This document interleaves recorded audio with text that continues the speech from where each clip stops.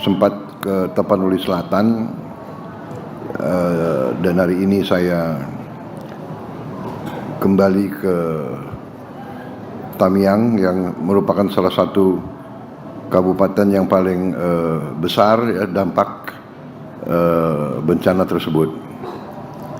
Dan saya tahu bahwa saya dapat laporan dari beberapa pihak, dari Mendagri, dari Gubernur, bahwa banyak kabupaten lain bertanya kok Presiden belum sampai. Ya. Saya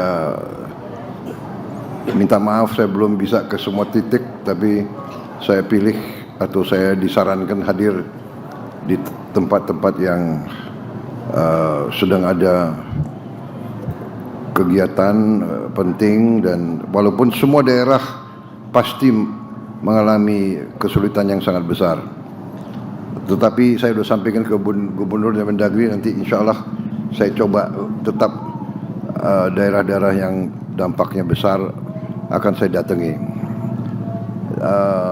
Itu pertama. Yang kedua, download Tribun X sekarang, menghadirkan lokal menjadi Indonesia.